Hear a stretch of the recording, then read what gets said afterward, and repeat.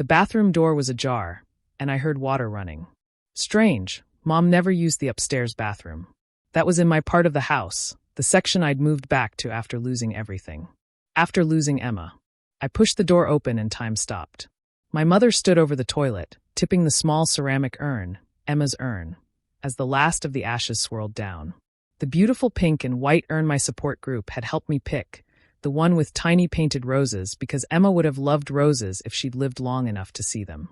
"What are you doing?" The words came out in a whisper, my brain refusing to process what my eyes were seeing. Mom turned, not even startled.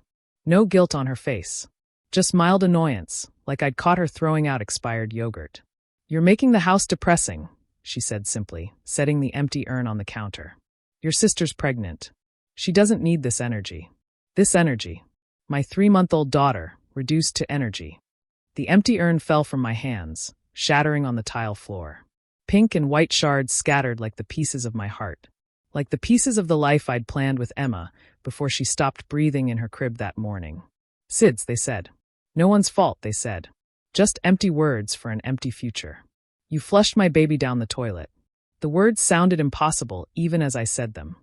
"I cleaned up," Mom corrected, stepping over the broken ceramic. "It's been 4 months, Sophia. Time to move on. Bethany needs positivity for her pregnancy, not your shrine to tragedy." Shrine to tragedy. The tiny memorial shelf in my room with Emma's photo, her hospital bracelet, the outfit she never got to wear home, and the urn that held all I had left of her physical form. I turned and walked out. Down the stairs. Past the living room where Dad watched TV, oblivious. Into the kitchen where I picked up his phone from the counter. "What are you doing?" Mom had followed me, her voice sharp now. She knew that tone, the calm that comes before devastation. I didn't answer.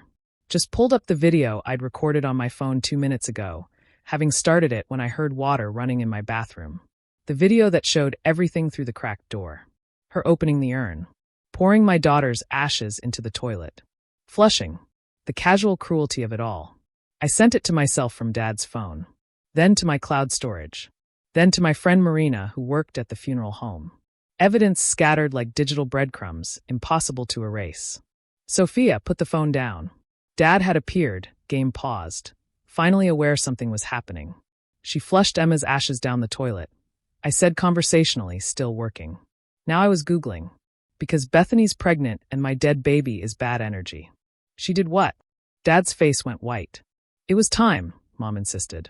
"That urn's sitting there, reminding everyone of death. Bethany needs to prepare for motherhood in a house where baby's ashes get flushed down toilets." I asked, "That's the energy she needs?" "Don't twist this," Mom snapped. "You know what I meant." "I know exactly what you meant." I found what I was looking for. The number for the local news station. The one that had covered Emma's story when she died. The young single mother, the Sid's tragedy, the community that rallied around us. They'd be very interested in the update. "Who are you calling?" Dad demanded. "Channel 7. They did that beautiful piece on Emma, remember? I think they'll want to know what happened to the baby they featured." "You wouldn't." Mom's face had gone from annoyed to afraid. "Wouldn't I?" I hit call. "Hello, KTVU? This is Sophia Reeves. You featured my daughter Emma's story 4 months ago." "Yes, the Sid's case. I have an update you might be interested in. My mother just flushed my baby's ashes down the toilet because my sister is pregnant and she didn't like the energy." The reporter's intake of breath was audible even from where my parents stood. "She what?" "I have video," I continued. "Would you like me to send it?" "Hang up," Dad commanded. "Hang up right now." "Yes, please send it," the reporter said quickly. "Are you willing to go on record?" "Absolutely. I'm at my parents' house now." I gave them the address. "They might try to make me leave before you arrive." "We're on our way." I hung up and immediately called Officer Martinez, who'd responded the night Emma died. He'd been kind, checking on me twice since then. He answered on the second ring. "Sophia? Everything okay? My mother flushed my baby's ashes down the toilet. I have video evidence." Is there a law?" Silence. Then, improper disposal of human remains is a misdemeanor in California. Destruction of property, since the ashes were yours. "I'm coming over." "Thank you." "What have you done?" Mom screamed. "Exactly what you did," I replied. "Made it public. If you can flush my daughter down the toilet, I can flush your reputation down the drain." Bethany appeared at the top of the stairs, 7 months pregnant, hand on her belly. "What's all the noise?" "Mom flushed Emma's ashes down the toilet," I called up. "To protect your pregnancy energy." Bethany's face went through several expressions before landing on horror. "She what?" "It was for you," Mom said quickly. "All that death, that sadness. It's not good for the baby. You flushed my niece down the toilet for me?" Bethany came down the stairs faster than a pregnant woman should. "Are you insane? It wasn't like that." "I watched the video," I interrupted, holding up Dad's phone. "It was exactly like that." "Video?" Bethany asked. I showed her. Watched her face crumble as she saw her mother casually destroying the last remains of my daughter. Heard her gasp as Mom flushed and said, "There. All clean." "Oh my God," Bethany whispered. "Oh my God, Mom. I was protecting you." "From what? From grief? From reality? From remembering that babies sometimes die?" Bethany's voice rose with each question. "What happens if something goes wrong with mine? Will you flush those ashes too?" "Don't say that." Mom looked genuinely shocked. "Your baby will be fine. Emma was supposed to be fine too." I shouted.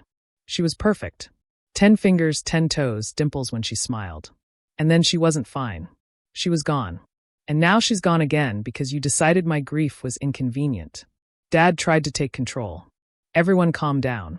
We can discuss this rationally. Rationally? I laughed, sharp and bitter. Your wife flushed your granddaughter down the toilet. What's the rational response to that? The doorbell rang. Officer Martinez stood there, notepad out, face grim. Behind him, I could see the news van pulling up. "Ma'am," he said to me gently, "I need to see the video and take your statement." I showed him everything. The broken urn. The video. The empty shelf where Emma's ashes had sat. He took photos, made notes, his jaw tight with controlled anger. "Mrs. Reeves," he turned to my mother, "I need you to explain why you destroyed human remains." "They're just ashes," she said, but her voice wavered now. "It's not like. They're human remains," he corrected, "of a minor child, that you destroyed without permission from the next of kin. That's a crime." The news crew was setting up on the lawn. Neighbors were starting to notice. Mom's carefully maintained image was cracking like the urn on the bathroom floor. "This is ridiculous," Dad blustered. "Arresting someone over." "I haven't arrested anyone yet," Officer Martinez said. "But destroying human remains, theft of property, and what could be considered malicious destruction of property are all charges the DA could pursue." "I want to press charges," I said clearly. "All of them." "You can't be serious," Mom whispered. "You flushed my baby," I said. "I've never been more serious about anything in my life." Bethany was crying now, both hands on her belly. "I can't believe you did this for me. I never asked for this. I loved Emma. I loved that she was here, even in the urn. She was family." "Family," I repeated. "Mom, you just flushed family down the toilet." The reporter approached carefully, professionally. "Ms. Reeves? I'm Janet Chin from Channel 7. Are you ready to talk?" "Yes," I said. "Let me tell you about my daughter Emma. She lived for 93 days. She smiled at 60 days. She laughed at 75. She died at 93. And today, at 120 days after her death, my mother flushed her ashes down the toilet because my sister's pregnancy was more important than my daughter's memory." The camera rolled. I spoke clearly, holding Emma's photo, the one I always carried. Behind me, Officer Martinez was reading Mom her rights. Dad was on the phone with a lawyer. Bethany was throwing up in the bushes, the stress too much for her pregnant body. But I kept talking. About Emma. About grief. About the cruelty of deciding someone else's pain has an expiration date. The story aired that night. By morning, it was national. "Grandmother flushes baby's ashes" became the headline that destroyed my parents' life as thoroughly as Mom had destroyed mine. Dad's real estate business crumbled.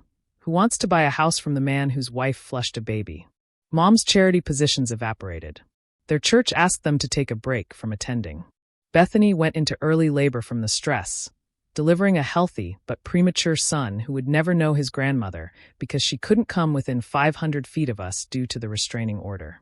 I moved out that same night, staying with Marina until I found an apartment. I never went back to the house. Let them live with the ghost of what they'd done. Let them use that bathroom and remember. 6 months later, I held a memorial service for Emma at the beach. All the people who'd truly loved her came. We spread flower petals in the ocean, because I couldn't spread her ashes. Because her ashes were somewhere in the city sewage system, mixed with waste and chemicals and other discarded things. But Emma wasn't discarded. She was remembered, loved, honored. And the woman who tried to flush that love away, she was the one who got erased. Not with water and a handle, but with truth and consequences. They say you can't flush a person down the toilet. They're wrong. My mother did it to Emma. So I did it to her. The difference? My mother used a toilet. I used the truth.